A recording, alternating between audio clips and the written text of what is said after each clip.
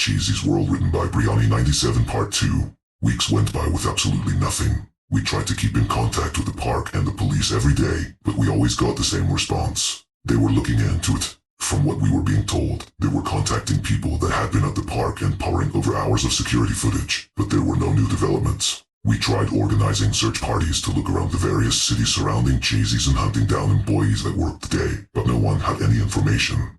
To say that I was frustrated was an understatement. It felt like nobody in the world cared a fraction as much as I did.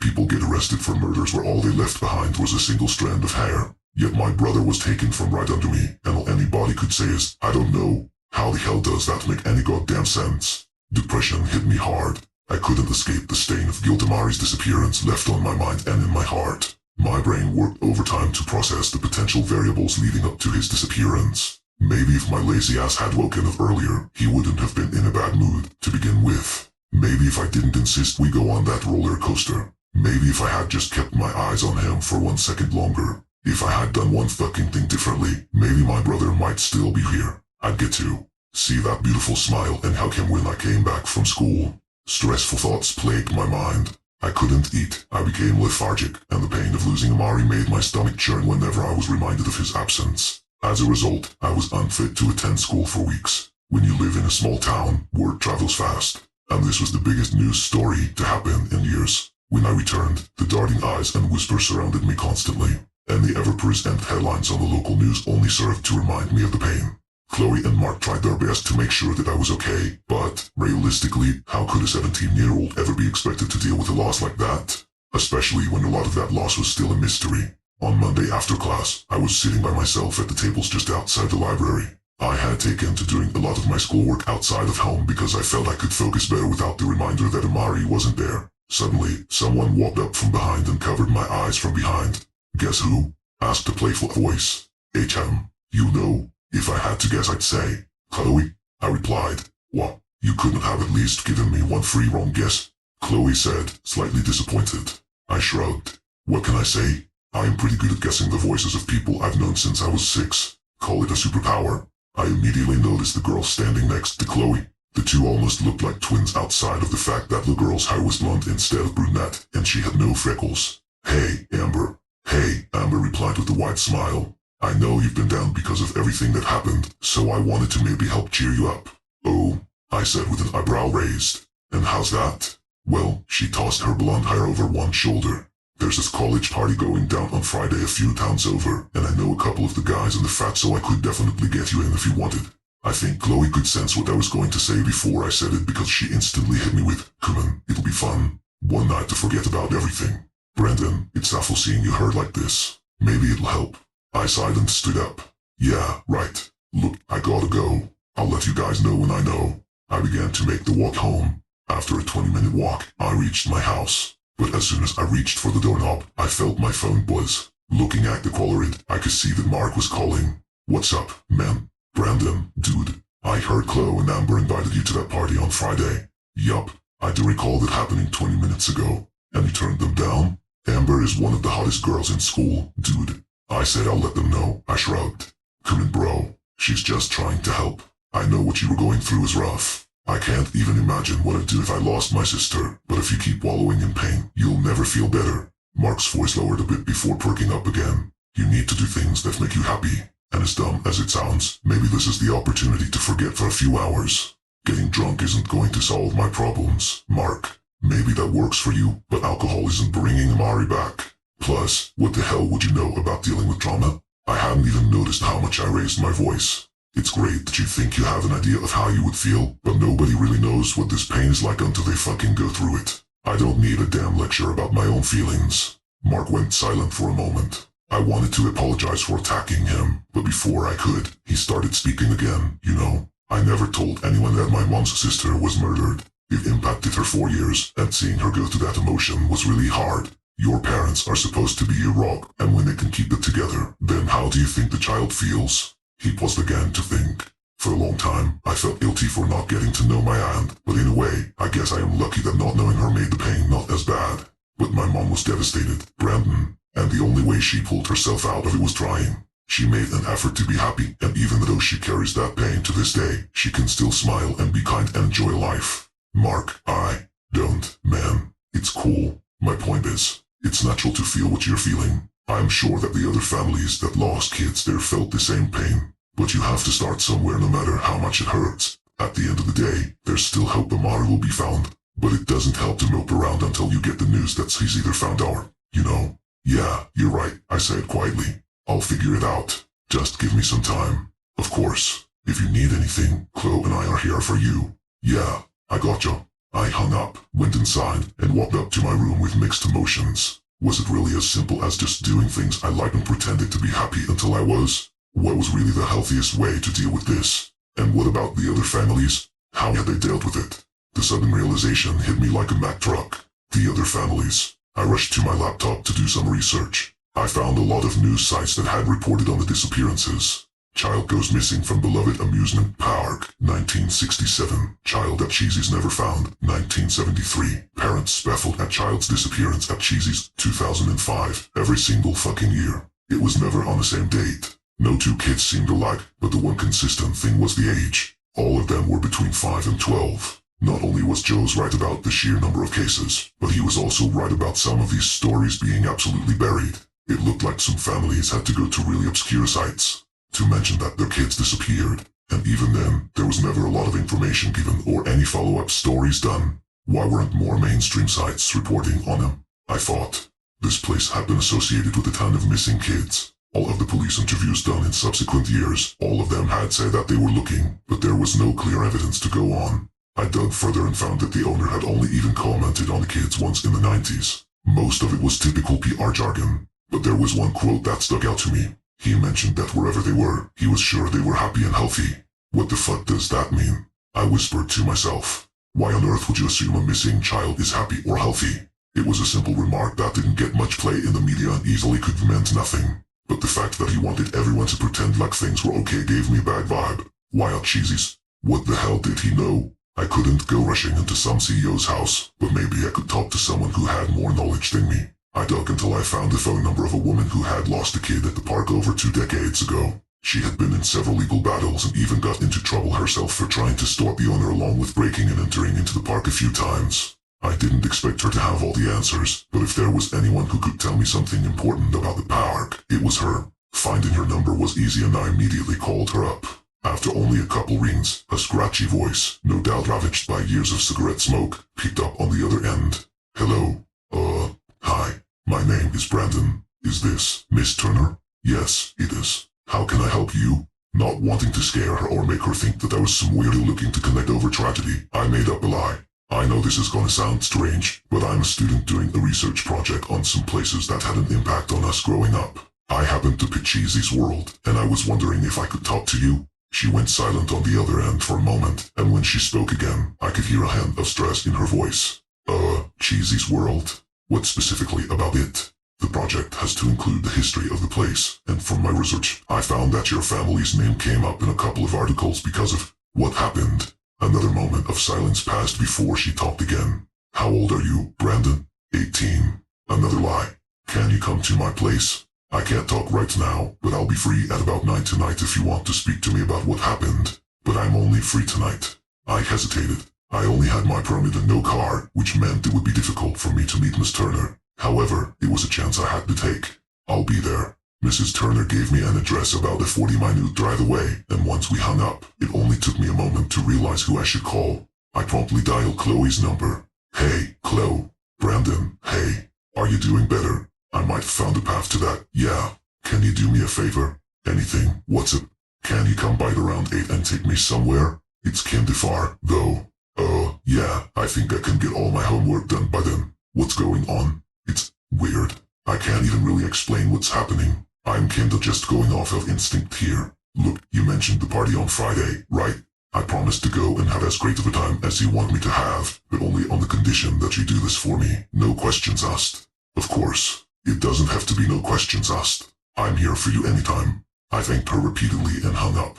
The seeds of what I was planning to do were already forming in my head, and unfortunately, I had to keep Chloe as far away from the truth as possible. I know it sounds stupid and selfish, and it absolutely was, but I didn't want to risk Chloe getting too deeply involved in something that was my burden to bear. Not only that, if she knew I was doing research on the park, she'd also do everything in power to convince me to stay away for the sake of my mental health. including not giving me a ride. But still, I could clearly see that my friends were really making an effort to make me feel better, and that meant the world to me. I didn't know how I'd do it, but I needed to make it up to them somehow. I waited until about 8:15, and just like she said, Chloe was right outside. I would have told my parents that I was going out to catch a late movie, but they were gone. Oddly enough, there were a lot of days in the recent weeks where I completely missed one or both of them, but that was an issue for another time. Before reading Chloe, I sent out a text to Miss Turner, stating that I was on my way, and we began the drive over. "So, are we picking up Mark?" she asked. "Nah, he's got a project to work on. I'm pretty sure if he doesn't get enough, he's gonna fail the class, and I respect that. So guess it's just us." Just us like old times. Yeah, back when things weren't as fucked up.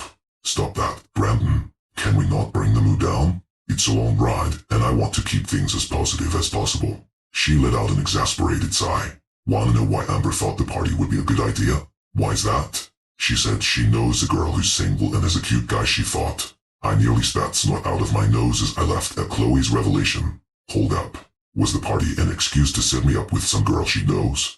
But for the record, we're gonna get kicked out as soon as we get in. Mark will tell you that from experience. She responded with laughter and brushed the hair out of her face. Once again, I got to see that beautiful smile. This was another moment where I really noticed Chloe, ever a perfect feature brought together by those stunning eyes. But on top of it, we had been so close. This girl is the reason I am not failing most of my classes. She's been my biggest supporter at my lowest points, and the number of inside jokes we have about the dumbest things is endless. It simultaneously filled me with warmth and sadness. Here I was, around someone I cared about so much, and yet I was lying to her. I hadn't told Chloe about what I found or who I was meeting.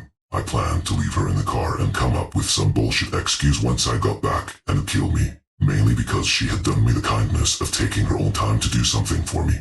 The least I could do was keep the conversation positive. We laughed and laughed throughout the ride, and it felt like my problems were melting away. Of course, the circumstances didn't allow me to feel completely normal, but for the moment, I felt better than I had in a long time.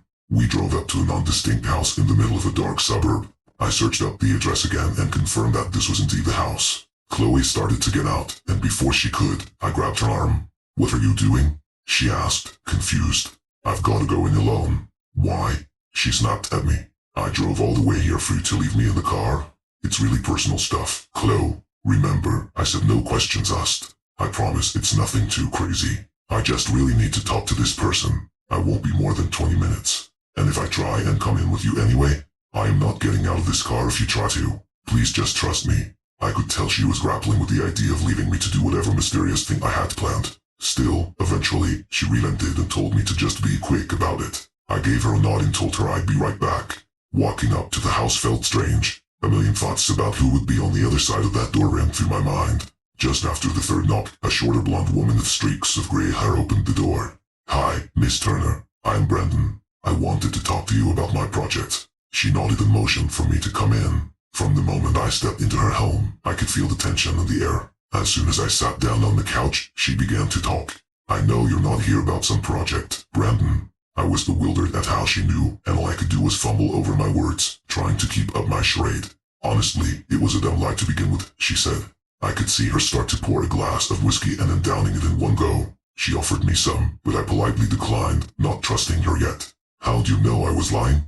"Because I've dedicated so much of my fucking time to keeping an eye on every weird thing that happens at that park ever since I lost my son, Daniel. When I heard about your brother going missing, I had a feeling you'd come looking for me. A lot of people come to me asking what steps to take because I've been so outspoken. Why were you so convinced that the park was responsible for taking Daniel?" She laughed at my question as if it was the most ridiculous thing in the world. "When kids get taken, it's almost always by someone they know. Before I moved out here, I lived my entire life in a small town with maybe 2,000 people. Never made an enemy, and I knew just about every goddamn person by the first name. None of them wanted to take him. You figure out who that leaves. Crazy strangers. How would you know that the park is involved? Think about it, Brandon. A popular theme park wouldn't do everything in its power to prevent people from taking your fucking kids. Cameras, security, other people who go there for a fun time. All of that and my kid still gets snatched never to be seen again. Then they tell me they've found absolutely nothing for years.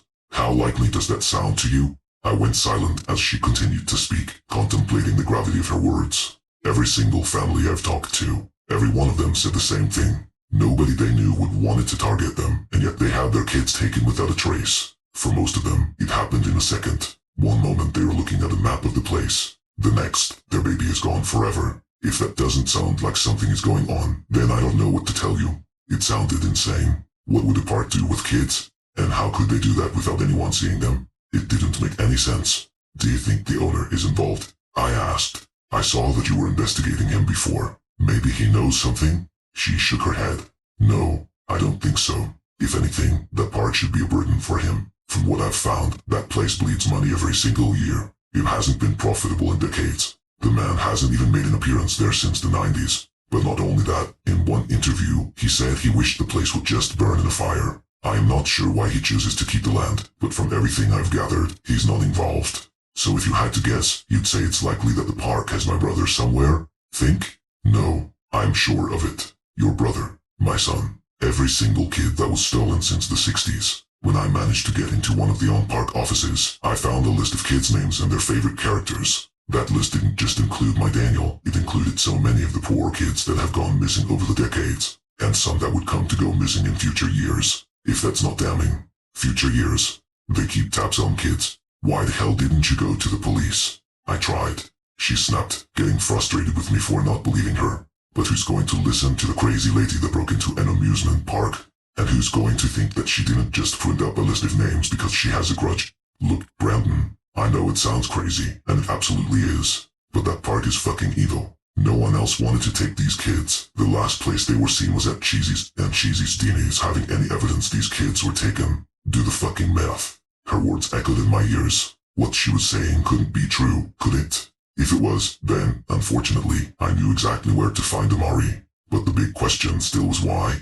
What would the park want with a 7-year-old? And how could they have taken him without a single person noticing? I'm still curious why you'd agreed to tell me all of this. And you never told me why we had to do this at your place. Because someone has to. I'm going to be honest with you. Fighting the park is impossible. I've tried in every conceivable way. But the one thing I can do is bring some kind of closure. As for doing this here, there are fewer rats. With that, I nodded and walked off. I didn't feel comfortable enough to say bye because it wasn't like this was a friendly conversation. I had just learned that it was very likely my brother was taken by a park that I damn near grew up with. So many thoughts were bouncing around in my head that by the time I returned to Chloe, she could immediately tell that something was wrong. Well, you kept it under 20 minutes, which is great, but you also look like someone stole your lunch money. It's nothing. Just thinking a lot. Chloe sighed. Brandon, I can tell you're hurting. I'll never know the pain you're feeling, but please, talk to me. I need you to be okay. I wanted so badly to tell her, but all I could do was stare at the dashboard. At that time, I couldn't bring her or Mark into it more than I needed to. Maybe after everything was done, things were changing every second, and this rabbit hole I was determined to descend into had gone from a mysterious place to an absolutely terrifying one. Her look of anger suddenly turned to one of concern. Please just say something. I turned away from her, resolved to my silence. Fine, she said quietly. I know that you were scared, Brandon, but going through pain alone is the worst way to handle it. We drove back to my place in silence. I gave a soft bye before getting out of the car and going back up to my room. My parents still hadn't come back yet, which I found odd but worked out for me because I had one more call to make, and I didn't want them to ever hear me. Joe sounded half asleep when he picked up the phone. Hello. Yo, man. It's Brandon. Brandon? Hey, I heard what happened. I'm really don't worry about it. You were the first one to mention that kids went missing from that place. That being said, I have some questions. First, how do you know about that place? His voice turned serious. I've always been interested in urban legends, and there wasn't a day where that place didn't give me weird vibes. Reading about all the disappearances just confirmed things for me.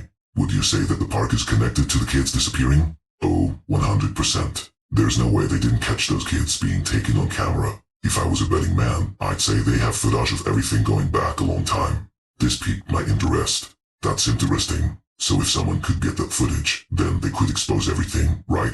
Hypothetically, yes. But you're not hacking into the computers from the outside. I know that for a fact. And you're not going to get remotely close enough in the day to look through their files. So, what could someone hypothetically do? Well, what you would have to do that might work is physically putting in a flash drive with spyware so that you could have access to everything. And that involves a bit of breaking and entering. I might know someone that can help with that. The only issue is that I don't have a flash drive with spyware. And that's where I could help you out, buddy. Meet me after class tomorrow, and I'll let you have something. I really wanted to ask why Joe's had a flash drive with spyware on it, but figured it'd be for the best to leave it alone. The most important thing was that now I had a plan. I'd go to the park, find the security office, use my lockpicking skills to get in, install the spyware, and then prove that those bastards took my brother. I texted Miss Turner and asked her how she managed to get into Cheesy's. She had a few questions about my intentions, but didn't push too hard when I gave her soft answers about just being curious. Once I had a basic understanding of what to do, there was one final thing to take care of. I came downstairs, nearly killing myself when I was caught off guard by a scurrying rat that I later captured and put outside. I looked outside to see that my parents had returned and that the car was parked out front. To that point, I was still resolved to keep Mark and Chloe out of this, and I didn't want to ask anyone else to drive me. But if I could take the car while they were asleep, I wouldn't need to. I knew I would be a few hours, but it shouldn't have mattered if I left late enough. Everything seemed to be coming together perfectly. I went to bed resolved with what I would do. The next day was pretty average save for Chloe being unusually quiet when she hung around me. Mark tried to pry for info, but she kept telling both of us that she was fine. He suggested that we go somewhere after class to cheer her up, but I shot down the idea, telling them I had homework to do. Once class ended, I met up with Joe's and he gave me the flash drive. He made it a point to stress that once I put it into security's computer, I'd need to log in as a guest and open up the program. He claimed that the program should run whenever someone logs in on their personal account. From there, Joe's would have remote access and all of the password information. For him, having access to this info was payment enough for giving me the flash drive. Now I had spyware, a means of transportation, and the knowledge of how to get into the park. All I needed was patience. I waited until roughly 1 in the morning before making my move. Donning all black complete with a bandana wrapped around the lower half of my face, I grabbed my old lockpicking tools, and I was ready to go. I made sure my parents were fast asleep before hopping into my dad's car. As I turned the keys in the ignition, I took a deep breath and tried to center myself. When I turned off my phone before taking off so that it wouldn't buzz and give away my location, I noticed a text message. Chloe, hey, I don't know if you're up, but I can't sleep. You doing okay? It killed me to silence my phone and ignore the message, but I knew that it would be worth it once this was all over. Amari would be back, and I'd be more than okay. I'd be whole once again. I took off towards the park with a single goal in mind, which was to get Amari back home at all costs. I think I zoned out on the drive over because it didn't feel like I was consciously doing it. I kind of just floated towards the general direction of the park. My mind was devoid of thought. It was just me and the dark road that was simply a pathway to Amari. But once I had passed the sign with Cheesy's smiling face welcoming you to the park over that stupid fucking slogan, I knew this was it. This was when my life could finally start to be normal again. Instead of pulling into the parking lot, I parked just off the park's campus at a nearby 24-hour convenience store and made the walk over. I could feel my heart beating in my ears as I made the silent walk through the parking lot. The ominous atmosphere and knowledge of what I was planning to do made every step towards the park feel like I was walking towards a terrifying fate. I couldn't describe it at the time, but from everything I had learned up to that point, the place just seemed off. I knew that I was afraid. My own fear of breaking into a beloved park was to be expected, and if it was true that they were holding kids captive then, of course, that was another concern. But beyond that, there was something else. Something was tickling the primal part of my brain, flashing signals that everything went so much deeper than I could ever understand. But whatever I was feeling had to wait as I walked up to those gates. I could see a large number of rats crawling out from under the entrance, which caused me to jump back in surprise. Feeling down the cold steel, I attempted to jingle the entrance open just in case. I noticed the electric keypad lock and knew that I had to resort to the actual plan. Looking over to my left, I saw that there was a set of bushes flanking the gates. From what Miss Turner had told me, kids used to climb under those bushes to gain access into the park, but they had since installed sheets of wood to block the crawl space. Of course, with the park operating in the red, these sheets weren't exactly the most expensive or durable and could easily be kicked out. Normally it'd be a struggle to do this because I'd be noticed pretty quickly, but with no one there, it only took a few hard kicks to the wood for me to break it down. Once it was out of the way, I was able to army crawl under the bushes and into the second park checkpoint. There it was as simple as hopping a turnstile and strolling into the park. I had actually managed to make it inside. Even though I had done what I thought would be the most challenging part, it felt wrong. There was no security at the front, and I didn't see any flashlights in the distance. I assumed I'd have to be ducking and dodging a lot, but the place almost looked abandoned. Could they really be struggling so much that they couldn't afford security guards? Regardless of how much money they were bleeding, protecting your property is a necessity, so why wasn't this more challenging? As I made my way through the park, I stopped a few times to marvel at what the place looked like wholly shut down. Looking for the security office was difficult. I had only been to that office once, and I wasn't in the right frame of mind to commit the path to memory. Eventually, I conceded that I was lost and was going to resort to using the park's online map to find where I was. Maybe I could even find a landmark to locate the general area of the office. No sooner had I pulled my phone out did I hear the very distinct sound of a can being kicked in the distance. I immediately scanned the area but saw no flashlights and heard no voices. Logically it made sense to assume it was an animal, but in the back of my mind, something was screaming that was the wrong assumption. I continued to scan the area, and to my horror, what I saw confirmed every dark fear I had about this place. Standing in the distance and clearly facing in my direction was Ronald. He was softly illuminated under a dim pathway light so I couldn't get a good look, but what I saw unnerved me to my core. His suit was absolutely filthy, and his ordinarily perky ears hung low. Parts of his costume were in various states of decay, and he stood hunched forward with his arms dangling lazily in front of him. For a second, neither of us moved, but then in an instant, he charged. I screamed out, "Oh shit," and hauled ass out of there. I didn't know where I was going, but anywhere was better than there. I could hear his footsteps quickly gaining on me. For as clumsy as I thought the costume would make him, he was coming at me like an Olympic sprinter. I knew that I'd have no chance to outrun him and that my only real option was to hide. I dove towards the crazy mouse roller coaster and hid amongst the support structure, making sure to keep absolutely still against one of the beams as he raced past me. Millions of thoughts were firing in my head.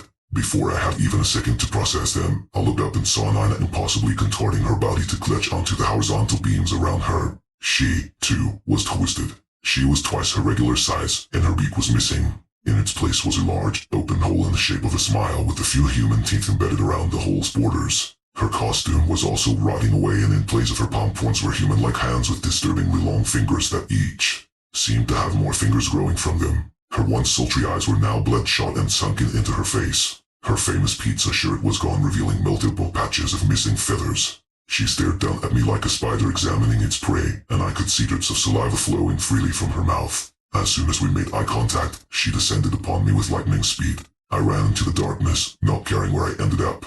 For a brief moment, I looked back and saw that she was running on all fours, easily climbing over all obstacles in her path. Not only did I have to worry about Nina, but Arnold was still lurking in the darkness, and I had nothing to defend myself with. For a moment, I thought that she would surely catch me as I had no place to go. But by sheer luck, I spotted the haunted estate right and figured I could at least hide in there briefly and come up with a plan to escape. But as I made a beeline towards the ride, something grabbed my ankle and pushed me to the ground. Before I knew it, I was being dragged behind a patch of bushes, and I could only look up in horror to meet my captor's eyes. Dizzy was looking down at me. His long freezing cold fingers wrapped all the way around my head, and he made sure to keep enough pressure to make it painful. As expected, he also looked to be in a state of disarray. His muzzle hung like a deflated balloon, and his straw hat had numerous holes in it on top of his overall look of rot. I could see chunks of his costume missing in random sections, and parts of the costume seemed to hang like loose skin. Using his other hand, he reached into my pocket and pulled out the flash drive and crushed it in one motion. Then he pulled out my lock-picking kit and flung it far from where he had me pinned. He raised a long finger to the end of his drooping mouth and made a silence motion before getting me to my feet and looking around. He stood much taller than he usually did. Last time I saw him, he was around my height at 6 feet, but this version easily stood a foot taller than me, and his arms hung low to his feet. I was in utter shock, and sweat was pouring down my face. Here before me was this monster, and I didn't know if I could run, fight, or reason with it. But it didn't matter because I didn't even get to choose. In the blink of an eye, he reached out to grab me and shoved me into his body through a partially open slit in the suit. In my mind, I was dead. It was pitch black and freezing inside the costume. Something was hard and small at my back, and I could feel little beard-like things crawling around me. If it wasn't for my mask, they definitely would have invaded my mouth. But did it matter? I had been caught, my flash drive was destroyed, and I couldn't even make it to the security office. On top of it all, I was going to die at the hands of some otherworldly creature just because I wanted to see my little brother again. Tears began to flow liberally as I slowly resigned myself to my horrible fate. Thoughts about everything leading up to that point raided my mind. Despite every shitty thought that permeated my mind, the ones that stood out were none of my friends and family. Mark, Chloe, my parents, and most of all, Amari. I'd never see them again. And why? Because I was afraid to ask for help. Because I felt that I could deal with something that I obviously didn't even understand. The least I could have done was be honest. I could have said goodbye, or I love you. They'd at least have that closure of knowing how much I cared about them. And now, this was my punishment. I wasn't there for what felt like hours. But to my complete surprise, I could feel a set of cold bony hands wrap around my body and rip me from the inside of my captor. I was back outside the park. Dizzy stood over me, and I could see numerous roaches crawling in and out of the slit that I had assumed to be my tomb. I scrambled to my feet, but he didn't move. He pointed towards the street in what I could only think was his way of telling me to go. I could see Ronald and Nina in the distance making their way towards us. To my horror, they had brought company. Numerous other deformed characters were following them, peeking out of the darkness and descending on me. Even though I was in the parking lot, I knew I wouldn't be safe until I was completely off campus. I didn't know whether Dizzy had intentionally helped me escape or if this was simply their way of warning me to stay out. Maybe it was both. But before I ran off toward the safety of my car, Dizzy began to choke out something that seemed to be akin to his version of speech. Brother, not safe here. Deep. Soon. Go. What the fuck? I thought. I didn't have time to contemplate what he meant. I simply ran and didn't look back until I was in the car and already speeding back home. I only stopped after I had been driving for half an hour. Finally, I pulled over to cry. It was all hitting me at once. This went so much deeper than I could have ever imagined. It was far more than I could bargain for, and I had no idea where to even start. I pulled out my phone to check the time, and the first thing I saw were numerous missed calls and texts from my parents, asking where I was and why the car was missing. Shit, I yelled, slamming my fist on the dashboard. I took off towards home, knowing that a storm was waiting as soon as I pulled up. And that's precisely what it was. A couple police officers were parked outside of my house, standing with my parents outside. I knew I was in a world of trouble. My whole world was about to come crashing down for the second time in one night. They absolutely tore into me. Though I left out that I was at the park, I tried to explain that I was out looking for Amari, but they were livid. I wanted my parents to understand that I had done this for the right reasons. I wanted them to know that I was trying to cope with it the best I could and that the reason I was out was the same reason they had also been away so much. We were all out there searching. I knew at the end of the day, they needed me to be safe. And how could I fight them on that? Especially right after losing one of the kids. I was told that I could no longer go out late or use the car. My grades had to be absolutely perfect from here on out and that I shouldn't make any plans for the summer because I was getting a job. I had lost in a lot of ways that night, but this felt the most deflating. All I could do was nod and walk up those steps without saying another word. That night, vivid images of those creatures hunting me down made for the most terrifying sleep I've ever had. Despite the trauma that would burn horrible memories into my psyche for years to come, it wasn't the creatures or my parents yelling at me that I was focused on that night. No. As I drifted off to sleep, the thought at the forefront of my mind was that as Dizzy stood over me, his name tag no longer said, "Your pal, Dizzy the dog." It clearly read, "Your pal, Daniel."